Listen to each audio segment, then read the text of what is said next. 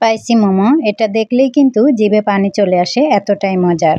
এটা যেমনি ফ্লেভারফুল তেমনি কিন্তু খুবই স্পাইসি এবং সুস্বাদু হয়ে থাকে। আপনারা চাইলে কিন্তু এটা ট্রাই করতে পারেন। যারা ট্রাই করতে চান A to Z সহকারে একদম শুরু থেকে শেষ পর্যন্ত দেখবেন। আশা করছি আপনারা অনেক উপকৃত হবেন। এই রেসিপিতে মোমোর সস তৈরি, শীট তৈরি, পুর তৈরি ডিটেলসে সবকিছু শেয়ার করেছি। আশা করছি যারা নতুন রাঁধুনি আছেন তাদের উপকারে আসবে। প্রথমে মোমো বানানোর জন্য মোমোর শীটটা তৈরি করে নেব। এর জন্য একটা মিক্সিং বোলে নিয়ে নিয়েছি মেজারমেন্ট কাপে 1 কাপ পরিমাণ ময়দা, 1/3 কাপ পরিমাণ কর্নফ্লাওয়ার, হাফ চা চামচ লবণ। এখন শুকনো উপকরণগুলোকে খুব ভালোভাবে মিশিয়ে নিচ্ছি। তারপর অফ ক্যামেরায় এগুলোকে খুব ভালোভাবে চেলে নিয়েছি। আর এখানে ময়দা আর কর্নফ্লাওয়ারের পরিমাণটা এমনভাবে দিতে হবে, অর্থাৎ আপনি যতটুকু ময়দা নেবেন তার 3 ভাগের 1 ভাগ কর্নফ্লাওয়ার নিতে হবে। এতে করে মোমোর শীটটা একবারেই পারফেক্ট হবে। এখন এর মধ্যে দিয়ে দিচ্ছি ফুটন্ত গরম পানি। এখানে নরমাল বা হালকা গরম পানি দিলে হবে না, একবারে ফুটন্ত গরম পানি অল্প অল্প করে দিয়ে আমি একটা কাঁটা চামচের সাহায্যে এটাকে মিশিয়ে নিচ্ছি। এখানে খুব বেশি পানিও দেওয়া যাবে না, আবার কমও দেওয়া যাবে না। এমনভাবে মিক্স করতে হবে যেন পানিটা একটু শুকনো শুকনো থাকে, অর্থাৎ কিছুটা গুঁড়ো শুকনো থাকবে আর কিছুটা আটা একটু ভিজা থাকবে। তারপর এটাকে আপনি হাতের সাহায্যে একটা সুন্দর ডো তৈরি করে নিতে হবে। খুব বেশি শক্তও না, আবার খুব বেশি নরমও না। আর এটা মাখাতে মাখাতে একটা সময় দেখবেন যে এটা খুব সুন্দর সফট একটা ডো তৈরি হয়ে গিয়েছে।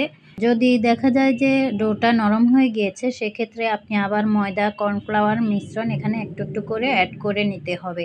তো আমি খুব সুন্দর একটা ডো তৈরি করে নিয়েছি। এখন এটাকে রেস্টে রেখে দিব একটা ঢাকনা দিয়ে ঢেকে। তো এখন আমরা অন্যান্য উপকরণগুলো রেডি করে নিব, এ ফাঁকে এটা রেস্ট হতে থাক। তো এখানে আমি একটা মুরগির বুকের অংশটা নিয়ে নিয়েছি, একটু বড় সাইজের। যদি ছোট সাইজের হয় 2টা নিতে পারেন, অর্থাৎ আপনারা আপনাদের পরিমাণ অনুযায়ী নিয়ে নেবেন। এটাকে খুব ভালোভাবে ধুয়ে পানি ঝরিয়ে নিয়েছি। এখন এটাকে আমি ছোট ছোট কিমা করে নিব। চাইলে কিন্তু ব্লেন্ডারে ব্লেন্ড করে নিতে পারেন। আর চিকেনটাকে অবশ্যই খুব ভালোভাবে পানি ঝরিয়ে নিতে হবে, কোনো পানি যেন না থাকে সেদিকে অবশ্যই লক্ষ্য রাখবেন। আমি অফ ক্যামেরায় এগুলোকে এই যে কিমা করে নিয়েছি, কিছুটা মানে একদম মিহি করে নিয়েছি আর কিছুটা একটু আস্তে আস্তে আছে, এরকমই ভালো লাগে আমার কাছে। এখন দিয়ে দিচ্ছি এখানে পেঁয়াজের কলি অল্প পরিমাণে কুচি করে দিয়েছি, আর দিয়ে দিচ্ছি গাজর কুচি, এখানে ছোট ছোট একদম কুচি করে দিয়েছি। পরিমাণ মতো মরিচ কুচি করে দিয়েছি, 3-4টা মরিচের বিচিগুলো ফেলে দিয়েছি, এতে করে ঝাল হবে না। আর দিয়ে দিচ্ছি কালো গোলমরিচের গুঁড়ো 1 চা চামচ পরিমাণ, 1 চা চামচ পরিমাণ আদা রসুন বাটা একসাথে দিয়ে দিয়েছি।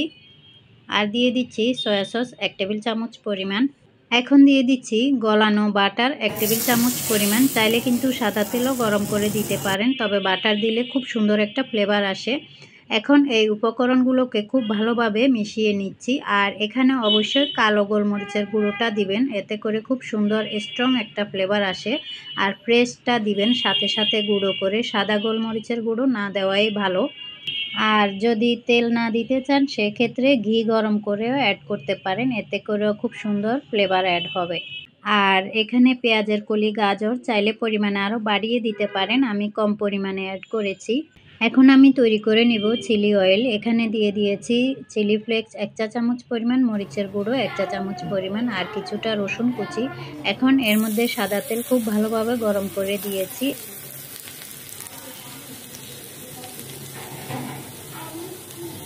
এখানে চাইলে কিন্তু সাদা তিলও অ্যাড করতে পারেন।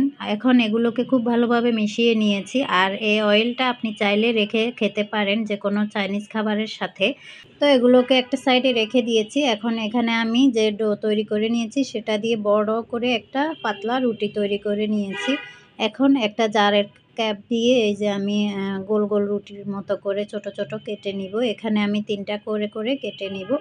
আর এখানে হচ্ছে আমি উপর থেকে একটু কর্নফ্লাওয়ার দিয়ে দিয়েছি, এতে করে একটা একটার সাথে লেগে যাবে না যখন আমি ভাঁজ করে এগুলো রাখবো।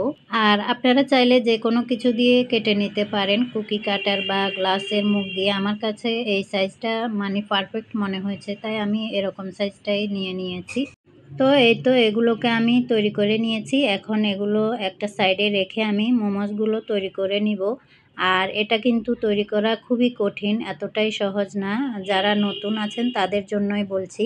তো আমি খুবই সহজভাবে আজকে দেখিয়ে দিচ্ছি। এই যে একটা পুলি পিঠার মতো করে আগে তৈরি করে নিয়েছি।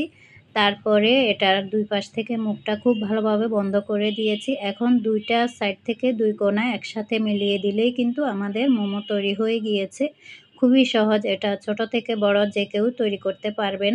এই ডিজাইনটা কিন্তু খুবই সহজ, বাচ্চারাও তৈরি করতে পারবে। আমি আরও ২-১ টা তৈরি করে দেখিয়ে দিচ্ছি। এটা খুবই সহজভাবে তৈরি করা যায় আরকি। আরও ২-৩ রকম তৈরি করা যায়। আমি আপনাদের জন্য একদম সহজটাই তৈরি করে দেখিয়েছি। তো এই তো একে, একে সবগুলো মোমোস তৈরি করে নিয়েছি। এখন চাইলে কিন্তু এগুলোকে ডিপ ফ্রিজে ফ্রোজেন করে রেখে দিতে পারেন। তারপর এগুলোকে যখনই মন চায় শুধু বের করে মানে স্টিম করে নিলেই হবে আরকি। এখন এই মোমোগুলো আমরা ভাপ দিয়ে নিব, অর্থাৎ এগুলোকে বলা যায় ভেজে নেওয়া আরকি, মানে মাঝামাঝি। তো এখানে একটা প্যানে অল্প পরিমাণে তেল দিয়ে দিয়েছি। তারপর এটাকে গরম করে পুরো প্যানের মধ্যে ছড়িয়ে দিয়েছি।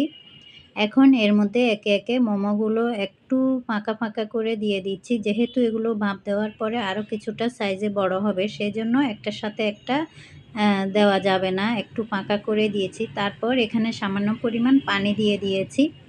এখন এগুলোকে আমি ঢাকনা দিয়ে ঢেকে কিছুক্ষণ অপেক্ষা করব। এরই মধ্যে কিন্তু আমাদের মোমোস তৈরি হয়ে গিয়েছে। এই যে পানিগুলো শুকিয়ে গিয়েছে। আমি এখন প্যানটাকে একটু এভাবে হাত দিয়ে ধরে হালকা হাতে নেড়ে চেড়ে দিচ্ছি। তো এই তো উল্টে পাল্টে এগুলোকে নামিয়ে নিচ্ছি। চাইলে কিন্তু নিচের অংশটা একটু ব্রাউন কালার করে ক্রিস্পি করেও নামিয়ে নিতে পারেন। তো আমি এভাবে করে আরও এক ধাপে ভাপ দিয়ে নিব। তো যেহেতু সবগুলো একসাথে দেওয়া যাবে না, প্যানের মধ্যে হবে না, সেজন্য আমি ধাপে, ধাপে এগুলোকে স্টিম করে নিয়েছি। এখন এগুলোকে আমি আবারও নামিয়ে নিচ্ছি। তো এই তো আমাদের সবগুলো মোমোস তৈরি হয়ে গিয়েছে। এখন গরম, গরম আমি একটা সার্ভিং প্লেটে সার্ভ করে নিয়েছি। এখানে আমি ডিপিং সসটা তৈরি করে নিয়েছি। এর মধ্যে দিয়েছি ১.৫ টেবিল চামচ সয়া সস, তারপরে চিলি অয়েল দিয়েছি ১.৫ টেবিল চামচ, ১ টেবিল চামচ পানি, তারপরে লেবুর রস ১ টেবিল চামচ। এগুলো দিয়ে একটা সস তৈরি করে নিয়েছি, সেটা স্কিপ হয়ে গিয়েছে।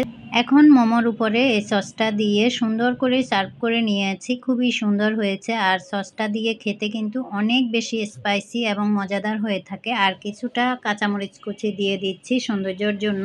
এতে করে খাবারের আকর্ষণটা আরও বেশি বেড়ে যায়। এভাবে তৈরি করে খেলে কিন্তু অনেক বেশি লোভনীয় এবং স্পাইসি হয়ে থাকে। যে কেউই খেতে পারবে, ছোট থেকে বড় বাচ্চারাও অনেক বেশি পছন্দ করে, দেখতে যেহেতু অনেক লোভনীয়। এভাবে একবার হলেও ট্রাই করে দেখতে পারেন, খেতে কিন্তু অসম্ভব মজাদার হয়ে থাকে।